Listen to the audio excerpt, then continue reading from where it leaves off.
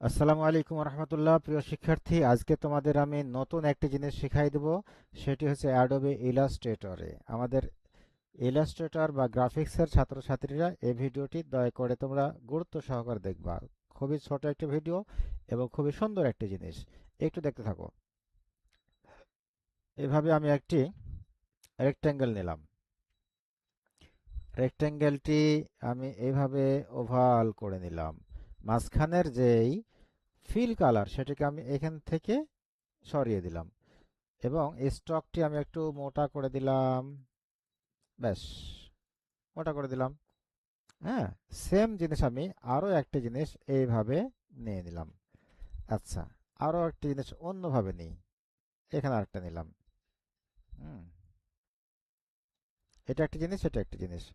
তো আমরা এটা কি করব? এটাকে আমরা একটু এইভাবে করে নিব, আর এটাকে এইভাবে, অর্থাৎ একটার উপরে আরেকটা ভাবে করে দিয়ে দিব। ফাইন। আচ্ছা। আচ্ছা, এটাতে আমি অন্য একটি কালার দিই। কালারগুলো একটু চেঞ্জ করে দেবো, তাহলে বোঝা যাবে, তাই না? আচ্ছা, এখানেও আমি অন্য একটি কালার দিয়ে দিই। ব্যাস। ওকে, ফাইন।